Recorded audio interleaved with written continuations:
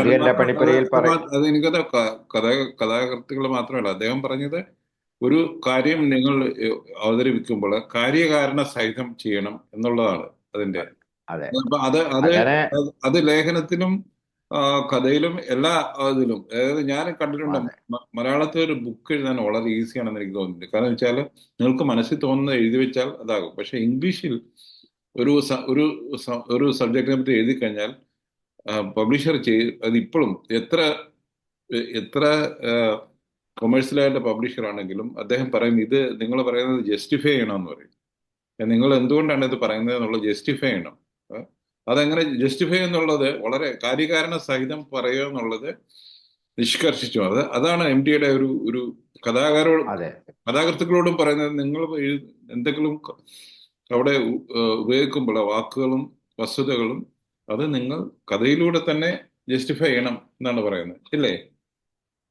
അതെ. കഥാകൃത്തുക്കള് പിന്നീട് വന്ന കഥാകൃത്തുക്കൾ ആ പാത അദ്ദേഹത്തിന്റെ പാഠം പിന്തുടർന്നിരുന്നെങ്കിൽ കേരളത്തിൽ ഒരുപാട് അനവധി നോവലുകൾ ഉപേക്ഷിക്കപ്പെട്ടു പോയേനെ എഴുത്തുകാരനെ സംബന്ധിച്ചോളം. കാരണം ഇപ്പോൾ ചെറിയ പറഞ്ഞ പോലെ ഇത് ഒരു ആധുനിക കഥയുടെ കാലഘട്ടം കഴിഞ്ഞു കഴിഞ്ഞപ്പോഴേക്കും ഒരു പ്രൊപ്പഗൻഡ കഥകള്, മീഡിയ കഥകളൊക്കെ ആയിട്ട് നമ്മളുടെ കഥാസാഹിത്യം ആ, വീണുപോയി. അതാണ് സംഭവിച്ചത്.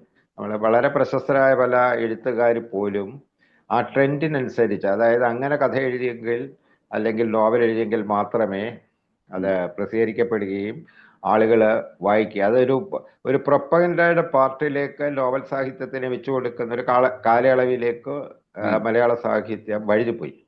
അപ്പം ഇനിയിപ്പം ആനുകാലികങ്ങൾ എടുക്കുകയായിരുന്നെങ്കിൽ എം ടിയോ അല്ലെങ്കിൽ എം ടിയുടെ ഒരു സാഹിത്യത്തോട് കമ്മിറ്റ്മെന്റ് ഉള്ള ഒരു, അല്ലെങ്കിൽ മാധ്യമത്തോട് കമ്മിറ്റ്മെന്റ് ഉള്ള ഒരു വ്യക്തി, അല്ലെങ്കിൽ എം ടി നമുക്ക് ഒരു ഐക്കണായിട്ട് സ്വീകരിക്കാമെങ്കിൽ എം ടി മാധ്യമ രംഗത്തെ എഡിറ്റ് ചെയ്യാൻ ഉണ്ടായിരുന്നെങ്കിൽ മലയാളത്തിലെ ഇത്രയും അധികം കഥാ കവിത ബാഹുല്യം ഉണ്ടാകുമായിരുന്നില്ല.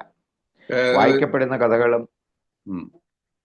അതായത് എഡിറ്റിംഗ് എന്ന് പറയുന്ന, അല്ലെങ്കിൽ ഇപ്പോൾ കഥാകൃത്ത് അല്ലെങ്കിൽ കവിയുടെ മേലെ എഡിറ്റർക്ക് പ്രത്യേകിച്ച് കാര്യമൊന്നുമില്ല. അതൊരു പ്രൊപ്പഗൻഡയുടെ പാർട്ടാണെങ്കിൽ തീർച്ചയായിട്ടും അത് പ്രസിദ്ധീകരിക്കപ്പെടുന്ന ഒരു നില ഇന്ന് കേരളത്തിലുണ്ട്. അതാണ് മലയാള സാഹിത്യത്തിലെ അതിന്റെ ക്വാളിറ്റി. അതായത് ക്വാളിറ്റി കുറച്ച് അതന്നെ ക്വാളിറ്റി വളരെ ഇപ്പം എം ഡിയെ പോലെ, അല്ലെങ്കിൽ അത് കഴിഞ്ഞുള്ള ജനറേഷൻ എം ഡി 53-ലെ ചെറുകഥാ മത്സരത്തിൽ വിജയിച്ചാണ് ഈ ലോക ചെറുകഥ മത്സരത്തിൽ. അപ്പം അതുപോലെ പിന്നെ ഇതിപ്പം ലോക സാഹിത്യത്തിൽ എല്ലായിടത്തും ഈ ഒരു അപജയം ഉണ്ട്, നമുക്ക് പറയാതിരിക്കാൻ പറ്റില്ല. പക്ഷേ കേരളത്തില് അത് വളരെ, അതിന്റെ ബാഹുല്യം വളരെ കൂടുതലാണ്.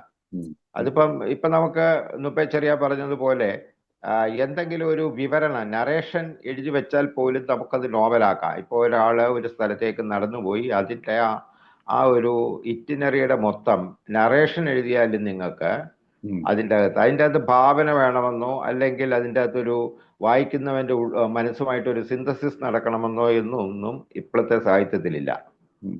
എം ടിയെ പോലെ ഉള്ള ഒരാളിന്റെ അഭാവം അതാണ് കാണിക്കുന്നത്. അതുകൊണ്ട് കൂടിയാണ് എം ടിയുടെ നിര്യാണത്തില് മലയാളത്തിലെ വായനക്കാര് ഒരുപാട് ഇങ്ങനെ പ്രതികരിച്ചു. അദ്ദേഹത്തിനോടുള്ള സ്നേഹവും അഫെക്ഷനും ആദരവും നൽകിക്കൊണ്ട് പ്രതികരിക്കേണ്ടി വന്നതെന്നാണ് എനിക്ക് തോന്നുന്നത്.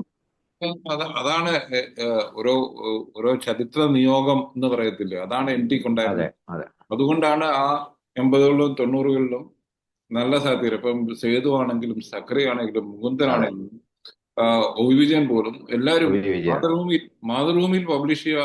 ഇന്ത്യയുടെ കാലത്തെ മാതൃഭൂമിയിൽ പബ്ലിഷ് ചെയ്ത് കഴിഞ്ഞാൽ നിങ്ങൾ എഴുത്തുകാരനായി. സാഹിത്യമാണെങ്കിലും ലേഖനമാണെങ്കിലും, അതായത് എം ഡി അക്സെപ്റ്റ് ചെയ്ത് കഴിഞ്ഞാൽ അതൊരു ഗോൾ. അതൊരു സ്റ്റാമ്പിങ് ആയിരുന്നു. അതിന്റെ ഒരു മുദ്ര പതിച്ചതുപോലെയായിരുന്നു. എം ടി അക്സെപ്റ്റ് ചെയ്യുന്ന ഒരു കഥ എന്ന് പറയുന്നത് ഒരു മുദ്ര പോലെ വളരെയധികം വിലയുള്ളൊരു മുദ്രയായിരുന്നു MT വാസുദേവൻ നായർ എന്ന് പറയുന്ന മാതൃഭൂമി പത്രാധിപർ. പിന്നെ ഇപ്പൊ സിനിമയിലും ഇപ്പം സിനിമയിലും അത് തന്നെ. MTയുടെ സിനിമയിൽ പക്ഷേ MTയുടെ സ്ക്രിപ്റ്റ് ആണെങ്കിൽ അത് നിങ്ങൾ കണ്ണടച്ച് പോയി കാണാം എന്നുള്ളൊരു വിശ്വാസം നമുക്കുണ്ടായിരുന്നു. അതുണ്ടായിരുന്നു MTയുടെ സ്ക്രിപ്റ്റിന്. പക്ഷേ MTയുടെ സ്ക്രിപ്റ്റിന്റെ അകത്ത് അദ്ദേഹം അതിനൂതനമായ പരീക്ഷണങ്ങളൊന്നും സിനിമയ്ക്കകത്ത് ചെയ്യാൻ ഉണ്ടെന്ന് എനിക്ക് തോന്നുന്നില്ല. കാരണം എന്ന് പറഞ്ഞാൽ അതിൻ്റെ ഒരു സാമ്പത്തിക ഒരു ബാക്ക്ഗ്രൗണ്ട്, സാമ്പത്തിക പശ്ചാത്തലം കൂടി ആ സിനിമയെ സംബന്ധിച്ചിടത്തോളം വരുന്നുണ്ട്. സിനിമ നിർമ്മിക്കുന്നവന് നഷ്ടം വരരുത്, അതിൻ്റെ അകത്ത് പങ്കെടുക്കുന്ന വ്യക്തികൾക്ക്, ടെക്നീഷ്യന്മാർക്ക്, അത് അംഗീകരിച്ചുകൊണ്ട് തന്നെ അതിൽ ആ ലിമിറ്റേഷൻ വെച്ചുകൊണ്ട് തന്നെ അദ്ദേഹം എഴുതിയ സ്ക്രിപ്റ്റുകൾ ഇപ്പം വൈഷ്ണവ്യ വരെ ഉള്ളതാണെങ്കിൽ അത് കണ്ടിരിക്കാനുള്ള അതിന്റെ വിശേഷം എന്ന് പറയുന്നത് തന്നെ വളരെ വളരെ ഒരു അത്തരം സിനിമകളിൽ നിന്നും പ്രതീക്ഷിക്കാൻ പറ്റത്താണ്. അതായത് ലേഡീസ് ഹോസ്റ്റൽ എടുത്ത ഹരിഹരൻ ഇന്ന് സീരിയസ് ഫിലിം മേക്കറായിട്ട് നിൽക്കുന്നതിന് കാരണം MTയുടെ സ്ക്രിപ്റ്റുകളാണെന്ന് പറയേണ്ടി വരും, അല്ലേ? ലേഡീസ് ഹോസ്റ്റൽ എന്ന് പറഞ്ഞാൽ ഓർമ്മയുണ്ടോ? ഡോക്ടർ ബാലകൃഷ്ണൻ. അങ്ങനെ ഒരു ഹരിഹരനെ ഇന്നത്തെ ഹരിഹരൻ ആക്കിയെടുത്തത് MTയുടെ സ്ക്രിപ്റ്റുകളാണ് എന്ന് പറയേണ്ടി വരുന്നു. അതുപോലെ ഏകാകിനി എന്ന് പറയുന്ന ഒരു MT സിനിമയുണ്ട്. എനിക്ക് തോന്നുന്നത് മഞ്ഞാണ്. ഏകാകിനി GS പണിക്കരുടെ അല്ല, ഏകാകിനി GS പണിക്കരുടെയാണ്. ഏകാകിനിയുടെ കഥ എന്ന് പറയുന്നത് MTയുടെയാണ്. ആ കഥ ചെറുകഥയായിട്ട് വായിക്കുന്ന സമയത്ത് അതെങ്ങനെ സിനിമയാകുമെന്ന് ഞാൻ അത്ഭുതപ്പെട്ടിട്ടുണ്ട്. അത് ഞാൻ പറഞ്ഞ. പക്ഷേ അത് GS പണിക്കർ വായിച്ചു കഴിഞ്ഞപ്പോൾ MTയുടെ സിനിമയുടെ ഒരു ഭാവം അതിൽ നിന്ന് അദ്ദേഹം ഉൾക്കൊണ്ടിട്ടാണ് ആ സിനിമ ചെയ്തത്. അപ്പൊ അത് തന്നെയാണ് ഞാൻ പറഞ്ഞ പോലെ സ്ക്രിപ്റ്റ് എഴുതി കൊടുത്തു കഴിഞ്ഞാൽ പലരും പറയുന്നൊരു കാര്യമുണ്ട്, MTയുടെ സ്ക്രിപ്റ്റ് എഴുതി കൊടുത്തു കഴിഞ്ഞാൽ പിന്നെ അതിൻ്റെ അകത്ത് ആലോചിക്കാനൊന്നുമില്ല, അത് കഥ പോലെ ഷൂട്ട് ചെയ്യാം, എക്സിക്യൂട്ട് ചെയ്താൽ മാത്രം മതി, നല്ല സിനിമയാകും മാത്രം മതി. അതും സ്ക്രിപ്റ്റുകളുടെ ഒരു ഗോൾഡ് സ്റ്റാൻഡേർഡ് പുള്ളി മലയാള സിനിമയിൽ എന്നുള്ളതാണ്. ഞാൻ MT കാണുന്നത് മഞ്ഞ് ഷൂട്ട് ചെയ്യാൻ വേണ്ടി ഡൽഹിയില് നൈനിത്താള് പോവായിരുന്നു. അപ്പൊ അത് ജേണൽ പിക്ചേഴ്സ് രവിയാണത് പ്രൊഡ്യൂസ് ചെയ്തത്. അത് ഈയിടെയാണ് ഞാൻ അറിഞ്ഞത്. അദ്ദേഹം ലോധി ഹോട്ടൽ താമസിക്കുമ്പോൾ എനിക്കൊന്ന് മാതൃഭൂമിയിൽ അന്ന് മാധവൻകുട്ടിയുടെ കൂടെ ഉണ്ട്. ഇപ്പം കാണാൻ പോയി. അപ്പൊ എനിക്കൊന്ന് വളരെ ഇതായിട്ട് ഞങ്ങൾ സംസാരിച്ചു. അവസാനം ഞാനൊരു 10 വർഷം 2016-ലോ 2017-ലോ വീട്ടിൽ പോയി കണ്ടു, എൻ്റെ ബുക്ക് കൊടുക്കാൻ വേണ്ടി, ഫിലിം സൊസൈറ്റി.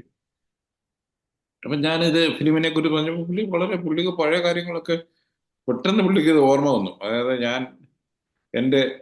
ഞാൻ ഇതിൻ്റെ ഒക്കെ ഭാഗമായിരുന്നു എന്നുള്ള ഒരു സംഗതി പുള്ളിക്ക് വന്നു. അപ്പൊ അങ്ങനെയാണ് ഞാനും ചോദിച്ചത്, ഫിലിം ഫിനാൻസ് കോർപ്പറേഷന്റെ ബോർഡ് ആയിരുന്നു എന്നുള്ള ഒരു സംഗതി. അതായത് അടൂരിന്റെ സ്വയംവരത്തിന് ലോൺ അപ്ലൈ ചെയ്യുമ്പോൾ അദ്ദേഹം അവിടെ ഉണ്ട്. അദ്ദേഹം അവിടെ ഉണ്ട്.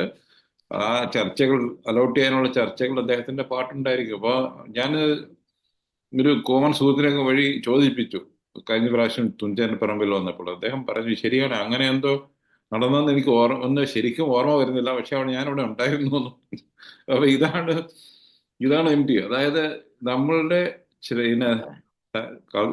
സംസ്കാരത്തിലെ നാഴികക്കല്ലുകൾ അദ്ദേഹത്തിന്റെ ഒരു കൈമുദ്ര ഉണ്ടായിരുന്നു.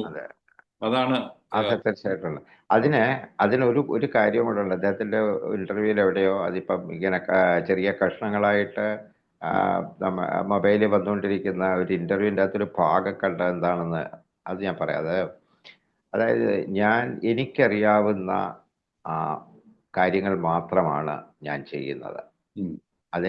അത് കൃത്യമായിട്ട് അതിൻ്റെ പൂർണ്ണതയോടുകൂടിയുള്ള ചെയ്യാനുള്ള എൻ്റെ ഒരു ശ്രമമാണ് കാര്യങ്ങൾ എന്ന് പറയുന്നത്. അതിപ്പം സിനിമയായാലും കഥയായാലും അദ്ദേഹം പറയുന്നത് അദ്ദേഹത്തിന് അറിയാവുന്ന, എനിക്ക് വേണ്ടി ചെയ്യുന്ന, അദ്ദേഹത്തിന് വേണ്ടിയിട്ടാണ്. ആദ്യം പ്രൈമറി ഓഡിയൻ എന്ന് പറയുന്ന അദ്ദേഹം തന്നെയാണ് അതിൻ്റെ അകത്ത്.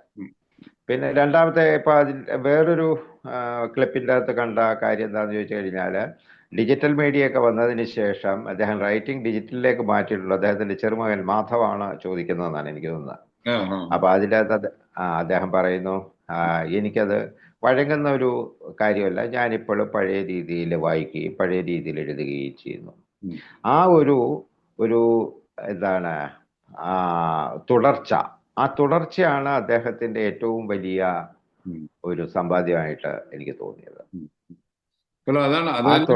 ആ തുടർച്ചയെ അത് അത് അത് മലയാളികൾക്ക്, മലയാളി വായനക്കാർക്കും സിനിമാ പ്രേക്ഷകർക്കും അത് ആസ്വാദ്യകരമായ രീതിയിൽ അവരുടെ ഉള്ളിൽ തട്ടുന്ന വിധത്തിൽ അക്സെപ്റ്റ് ചെയ്യാൻ കഴിഞ്ഞു എന്നുള്ള. പിന്നെ ഈ പറയുന്ന പൊളിറ്റിക്കൽ പോസ്റ്റ് മോഡേണിസ്റ്റുകൾ പലരും MTA അദ്ദേഹത്തിന് പൊളിറ്റിക്കൽ കറക്റ്റ് ആണോ എന്ന് നോക്കാനായിട്ട് ഇറങ്ങി തിരിച്ചിട്ടുണ്ട്. വേറെ ചില കക്ഷികളാണെങ്കിൽ അദ്ദേഹത്തിന്റെ മത ബന്ധങ്ങൾ അല്ലെങ്കിൽ മതത്തിനോട് എതിർപ്പോ മതത്തിനോട് അനുകൂലമോ എന്താണെന്ന് പറഞ്ഞു കഴിഞ്ഞാൽ ആ കാര്യങ്ങളെ പറ്റി ഡിസ്കസ് ചെയ്യുന്നത്. അതൊക്കെ അവരവരുടെ വിഷയങ്ങളാണ്. MTA എന്ന് പറയുന്ന ഒരു മഹാരഥനെ വെച്ചുകൊണ്ട് അവർക്ക് ചെയ്യാൻ പറ്റുന്ന ബിസിനസ്സേ ഉള്ളൂ. അത് അവരുടെ പരിമിതിയാണ്. ഇപ്പോൾ ഒരാൾ MTയിലെ ഒരു മതത്തിൻ്റെയോ അല്ലെങ്കിൽ കഥയിൽ അദ്ദേഹം തിരഞ്ഞെടുത്ത വിഷയങ്ങളുടെ പ്രത്യേകതയൊക്കെ നോക്കിക്കൊണ്ട് സംസാരിക്കാൻ തുടങ്ങിക്കഴിഞ്ഞാൽ അത് MTയുടെ അല്ല, അത് തിരഞ്ഞെടുക്കുന്നവന്റെ അത് അവതരിപ്പിക്കുന്നവന്റെ പരിമിതിയാണ്. അത് നമുക്ക് അതിൻ്റെ അകത്തൊന്നും ചെയ്യാനൊക്കത്തില്ല. അവരെ പഠിച്ച് നന്നാകുക എന്നുള്ളതേ ഉള്ളൂ പറയാനുള്ളത്. അത് ഏകദേശം കുരുടൻ ആനയെ കാണാൻ പോയ സംഗതിയാണ്. ആ കഥയാണ് നമ്മൾ കൊണ്ടുവരുന്നത്. കുരുടൻ ആനയെ കാണുക എന്നുള്ളതല്ല. അതെന്ന് പറയുന്നത് ഇവർക്ക് തങ്ങൾക്കാകാൻ പറ്റാത്ത ഒരു ലെവലിൽ നിൽക്കുന്ന ഒരാളിനെ പിന്നീട് എങ്ങനെ ഇകഴ്ത്താം എന്നുള്ളതിന്റെ ഗവേഷണമാണ്. അതെ, കാരണം ഇത്രയും പബ്ലിക് അക്സെപ്റ്റൻസ് ഉള്ള ഒരു വ്യക്തിയെ ആക്രമിക്കുക എന്നുള്ളത് അവരുടെ ഒരു വ്യക്തിവിശേഷമാണ്. അതിൻ്റെ അകത്ത് നമുക്കൊന്നും ചെയ്യാനില്ല. അതാണ് പുതിയ ട്രെൻഡ്. അങ്ങനെ ഇങ്ങനെ പബ്ലിക് അക്സെപ്റ്റൻസ് ഉള്ളവരെ ഇകഴ്ത്തി കാണിക്കുക എന്നുള്ള ഒരു പുതിയ ട്രെൻഡായിട്ട് എനിക്ക് തോന്നുന്ന ഒരു സാംസ്കാരിക അണ്ടർ വേൾഡ് എന്ന് പറയത്തില്ലേ, അതാണ് എനിക്ക് തോന്നിയത്. അത് പല രീതിയിലാണേലും അതാണ് എനിക്ക് തോന്നുന്നത്. അതങ്ങനെ പോകട്ടെ. അതാണ് പുതിയ മലയാളിയുടെ സാംസ്കാരിക അപജയത്തിന്റെ വേറൊരു മുഖം എന്ന് പറഞ്ഞ് നമുക്ക് നിർത്താം. നന്ദി, നമസ്കാരം. MTക്ക് നിത്യശാന്തി നേർന്നുകൊണ്ട് നമ്മൾ ഈ എപ്പിസോഡ് അവസാനിക്കുന്നു. നന്ദി, നമസ്കാരം.